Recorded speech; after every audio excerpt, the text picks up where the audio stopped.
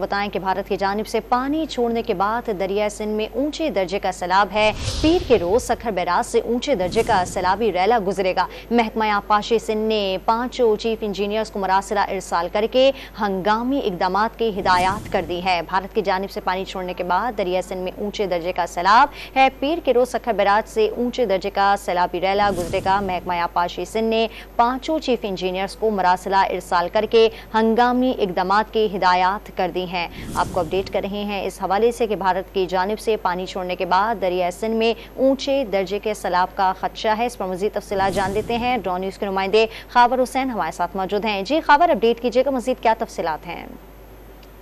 जी, भारत की जानिब से पानी छोड़े जाने के बाद दरियाई सिंध में ऊंचे दर्जे का सैलाब है। गुड्डू बैराज पर इतवार के दिन तकरीबन 4000 क्यूसिक से ज्यादा पानी दाखिल हुआ है और पीर के दिन सखर बैराज से ऊंचे दर्जे का सैलाबी रेला गुजरेगा। महकमा आबपाशी ने 5 चीफ इंजीनियर्स को मरासिला इरसाल किया है और ऊंचे दर्जे के सैलाब की आमद की हंगामी इकदाम करने की हिदायत की है। दरियाई सिंध के बंदों को मजबूत करने के लिए इकदाम करने के लिए हिदायत की गई है। खुसूसी इकदाम करते हुए गश्त में इजाफा और मशीनरी और आलात तैयार रखने की हिदायत की गई है। इसके साथ ही साथ रात की तारीकी में अहम मकामात पर रोशनी के इंतजाम का जायजा लेने और हंगामी सूरत हाल में मुश्किल पेश न आए इस हवाले से इंतजाम और दरियाई सिंध पर आर्जी दफातर बनाने की भी हिदायत की है और कहा है कि किसी भी किस्म की कोताही बिल्कुल बर्दाश्त नहीं की जाएगी।